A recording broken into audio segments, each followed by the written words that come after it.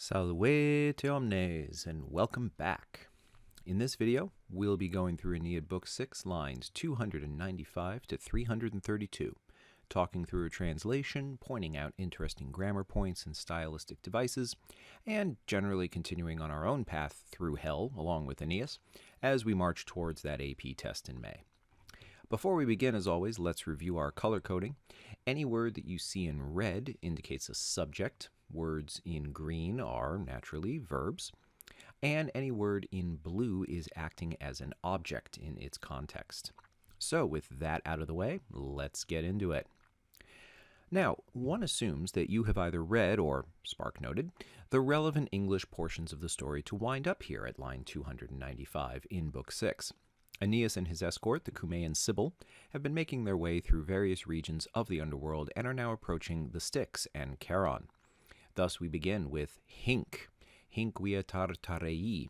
So, naturally, there is an est missing in the first half of this line, as we understand from here is, or was, maybe fuit, the road, and that leads us to the relative quae. We're going to hold off on tartarei for just a moment, as this adjective in the genitive case does not have a noun to work with in the first half of the line. As we move into the second half of the line, quae fert acherontis adundas, we see quae, which is the via. Fert has an understood object of you or someone, as in this is the road that takes a person, ad undas acherontis, to the waters of Acheron. And it's with acherontis that tartarei comes back in, as this is the adjective describing the river Acherontis. And so, from here is the road which carries one to the waters of Acheron of the underworld. So let's continue on, and let's get a closer look at this Acheron. Turbitus hic kai no. We see here, hic, this is hic, not hic, here in this place. We see a swollen something, almost certainly the river, swollen because of muck or mire, that's kaino. And as we move into the second half of the line, we complete this thought. Vasta que voragine gurges, we see a gurges, a whirlpool or a gulf or a stream maybe, with a vast whirlpool. Yes, indeed, it is a whirlpool with a whirlpool. Vasta voragine here is an ablative of quality, something the AP might ask about, while kaino was an ablative of cause. So we see the river, gurges, swollen because of mire, kaino, with a vast whirlpool, and that takes us into the next line, aistuat. We see the waterway is boiling or burbling. Atque omnem cogito eructat harenam, and vomiting eructat, all of its sand onto the Cocytus, another river of the underworld. Remember, there are 5. Cogito here looks like it's ablative, but it is actually dative. In this case, a dative of place to which, or possibly a dative of direction. It's poetry. Either one could potentially work. So let's scroll down here a moment and change focus. Now we see the portitor. Portitor has horrendus aquas. Interlocked word order here. We see a horrendous portitor, a horrifying ferryman, and he's literally in the midst of these waters. We'll come to that in a second. Et flumina servat, the second half of the line puts it into focus. The horrendous ferryman is guarding or protecting or serving, but not as a slave, but rather as a custodian, these waters and rivers. And the next 3 lines tighten in on Charon himself. There he is. Terribili squalore Charon. Terribili squalore is another ablative of quality. Charon is someone of dire filth or something like that. Terrible squalor.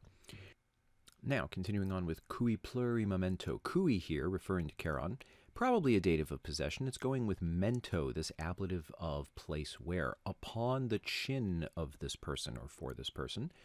And then we see plurima, which doesn't have anything to work with yet until we come down to the next line. Canities inculta jacet. An uncultivated or unkempt gray hair, a great deal of it, plurima, stands or lays upon his chin. Then the next half of the line, stant lumina flamma. Remember that in poetry, lumina is almost always eyes and very rarely ever lamps or lights. So his eyes stand with flames. Yes, his eyes are literally on fire. And then in the next line, sordidus ex humeris, we stop there for the first half of the line. We see someone, perhaps it's Charon, is filthy.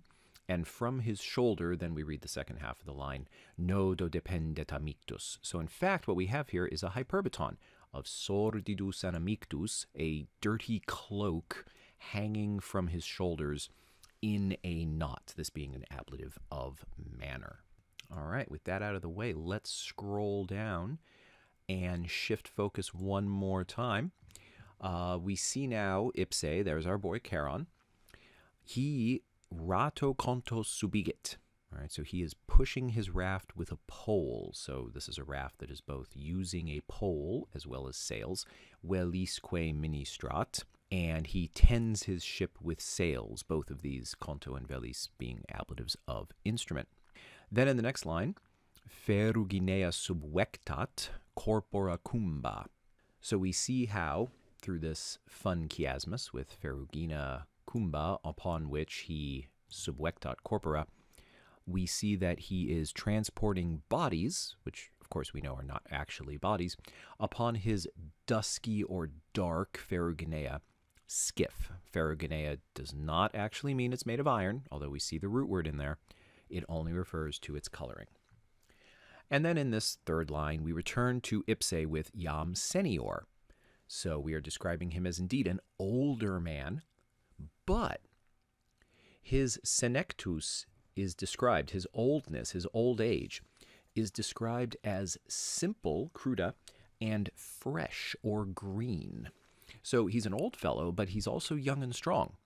Naturally, we don't see a verb here, so we assume est as ever, and that helps to explain deo, this dative of possession.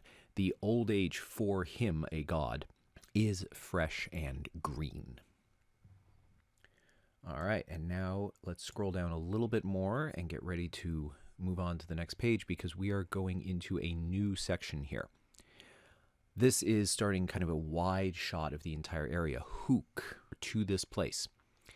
The entire throng or crowd, turba, but particularly a chaotic crowd, ad ripas effusa ruebat, was rushing headlong or scattered. Effusa is a word that means to pour, so we get a sense that the crowd itself is like a river rushing to the shores. And then, with the next several lines, we're going to get a glimpse of who exactly these people are. So, we have matres atque viri. Simple enough, straightforward. Then, defunctaque corpora vita. Bodies bereft or lacking or having spent defuncta their life.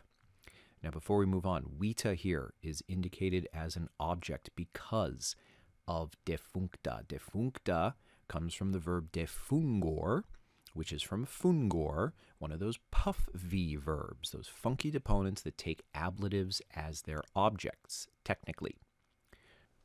But as we move into the next line, we are not done with corpora, so hold that in your mind for one moment because we have magnanimerum.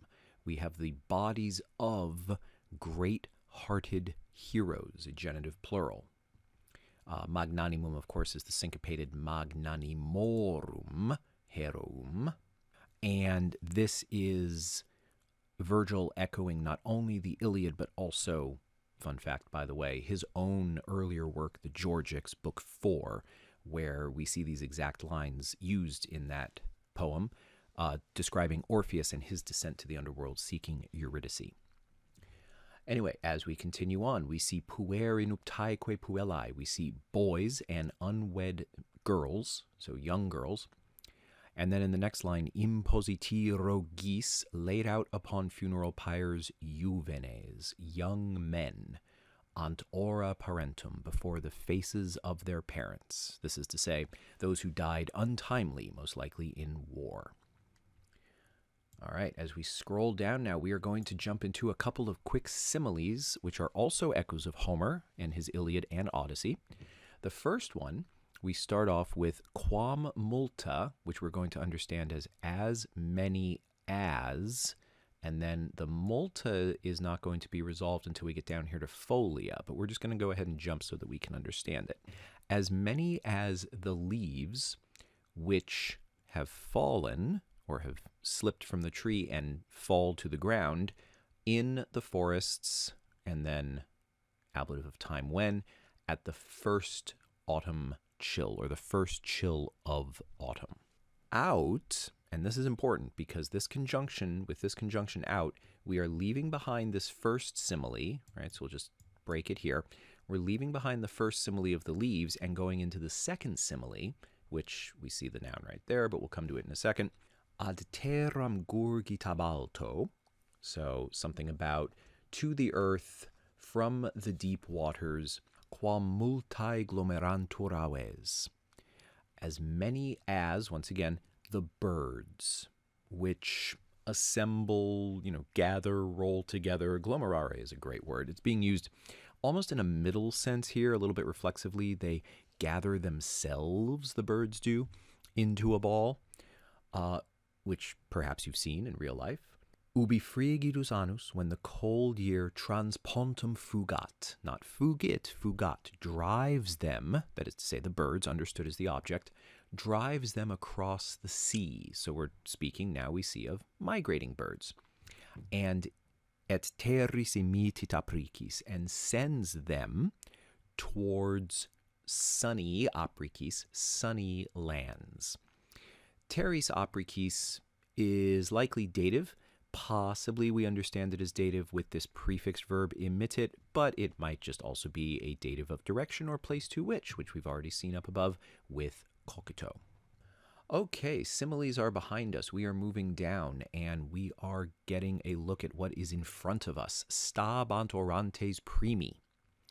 The primi, the ones in front who are standing there begging or praying, transmittere cursum. Now, with a word like orantes, begging or praying, what we should have here is an ut and then a subjunctive verb, transmittant, but poetry, so we don't. Instead, we have something like an infinitive of purpose. Poetry is poetry. So, the ones in front were standing there begging to be allowed to cross the path, which is to say the river.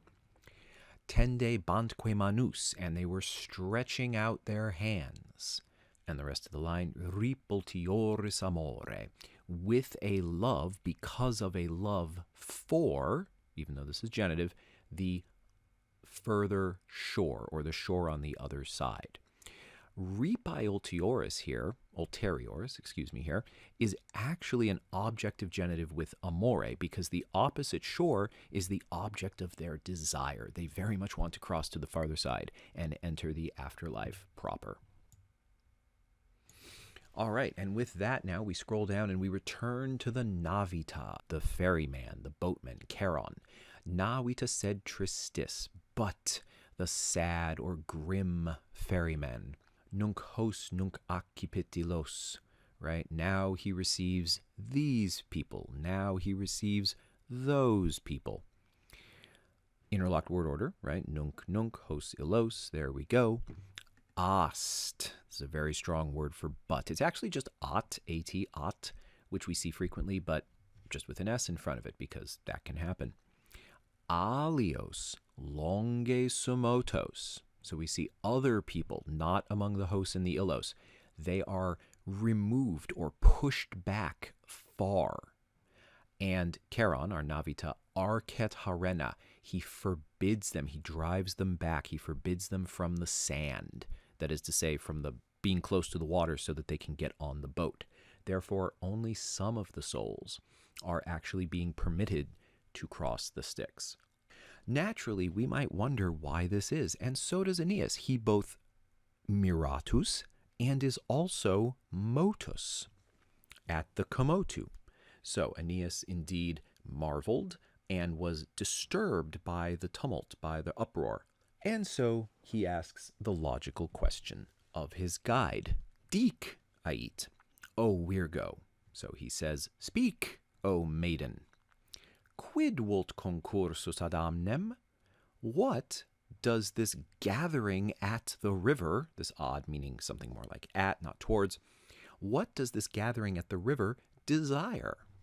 Continuing on to the next portion, quid we, or, this enclitic, we meaning or quid petunt animae, what do the spirits seek? Vel quo discrimine ripas, and we're going to hold off on the ripas for one moment and ask, by what distinction, an ablative of means, by what distinction hailinquunt, and this is where ripas comes back in, are these ones abandoning the shore, as in not on the boat, they are abandoning the shore, illae remis vadali viderunt, while those ones over there ply the dark or dour or livid waters by means of oars. So why are some shades driven back from the shore, not allowed on, while other shades get to cross the waters in the boat? Okay, scrolling on down now, we come to the Longaiwa Sacerdos, and we'll get to that in just one second. Things are about to get a little epic and archaic here, as is expected with someone who is as Longaiwa as this Sibyl is. Oli is an older form of illi, from ille la lud, still dative, so referring to Aeneas. Oli sic breviter fatast, so she spoke briefly thus to him. Who did? The Longaiwa Sacerdos. Now, why is she Longaiwa Sacerdos? Well, in many of the stories about the Cumaean Sibyl, she was gifted by Apollo with as many years to live as she could hold grains of sand in her hand. But she forgot to ask for eternal youth as well. Anyway, she speaks in a somewhat old-timey and fancy, epic sort of fashion, as we see here starting off with Anchisa generate, referring to Aeneas in the vocative. Literally, offspring of Anchises. Deum certissima proles, most certainly the offspring of the gods. Notice that deum here is really deorum. We see that a lot. Cocti stagnalta vides, you see the steep waters, right? Alta stagna, the deep waters of the Cocytus, Stygiamque paludem, and the Stygian swamp. And then let's continue on by scrolling down. Let's keep the Stygian swamp in our sight, though, because Cuius is referring to that swamp, whose numen, okay, we're going to read this with, Cuius goes with numen, whose divine power, referring to the Styx, the gods tement, jurare et fallere, the gods fear to swear an oath to and to deceive.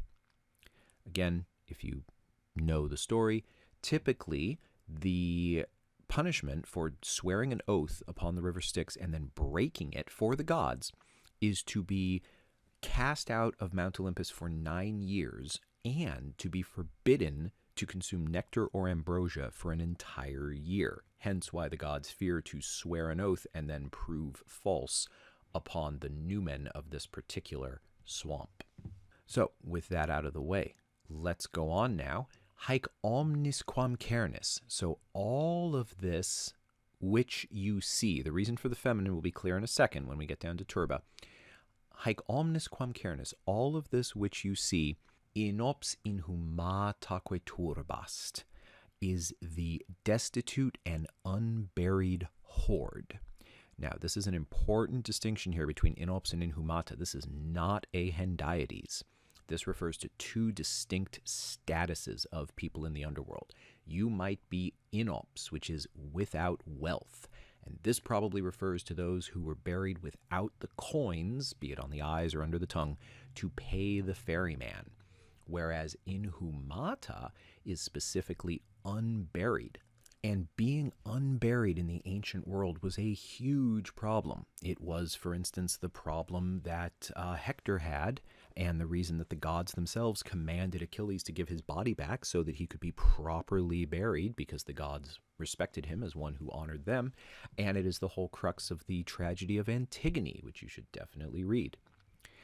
Anyway, the Sibyl continues, por titur ille charon. Obviously, we just understand the est. The ferryman is Charon. He, quos vehit unda sepulti, and, understood, there's no connector here, so we might say asyndeton, but maybe not. These ones whom the water carries, this is not ablative, it's the nominative with vehit, are, we understand the sunt, sepulti, the buried.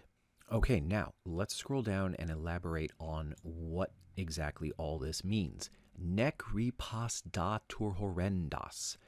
Datur, in this impersonal sense, it is not permitted, it is not granted.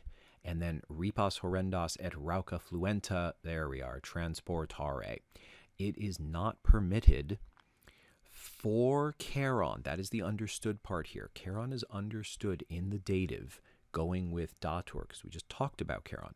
It is not possible for Charon to transport people, right, across the horrendous waters and roaring rivers until prius quam sedibus ossa quierunt. Their bones, the bones of these people, rest in their seats, which we would understand to be tombs, graves or tombs. All right. There is an argument here, really quick before we move on, there is an argument here to say that repas horrendas and rauca fluenta should simply be understood as the object of trans, as if we would remove trans. Here we go. Let's remove trans from portare and treat it as if it were a preposition. But frankly, I think that's a little bit too much to remember and to think about. Transportare, there's enough that's being implied in here with Charon and the dative and the souls of the buried, etc., etc. So it is not permitted for Charon to carry people across the rivers and waters, just reading it as the object of transportare. People may disagree. That's how I'm going to suggest reading it. Let's move on there to what happens if you can't pay or if you are unburied. Kent erant annos. They must wander for 100 years, an accusative of duration of time. We don't need to be too literal about the 100 part. It might just stand for a really, really long time. Volitant quaec litora circum. And they must flit or fly all around these shores. Circum haec litora. This is an accusative going with circum as the preposition, but as we see, haec litora has slipped in front of its preposition, and that makes it an example of prolepsis. Then, finally, tum demad misi. Then, at last, being permitted, this would be the shades, being permitted or allowed, stagnex optata revisunt. They revisit or gaze again upon the waters that are ex optata, greatly longed for. And, having gotten his reply, constitit Anchisa satus. The son of Anchises stopped in his tracks, we might say. Et vestigia pressit, and he held his steps. Multa putans, thinking many things. Now, you might want to read multa, as I'm doing, as the object of putans, or maybe you just read it as an adverbial neuter plural, which can happen. Doesn't change the overall meaning of what we're understanding. Sortem quanimo miseratus iniquam. And he pitied, miseratus, deponent, the unfair lot in, or maybe with, but probably in his mind. And so at this point, we see the humanity and compassion of Aeneas as he reflects upon the punishment inflicted on those who are arguably guiltless in the next life. And so with that, we come to the end of this passage, and we are going to be jumping to lines 384 and following, where we will get to interact with Charon, the legendary hound of hell, and a pup who's always excited for a treat. We will also be seeing Charon again, as he has a few things to say to Aeneas before he will actually let him cross. As always, if you've enjoyed this video or found it useful, a like is greatly appreciated.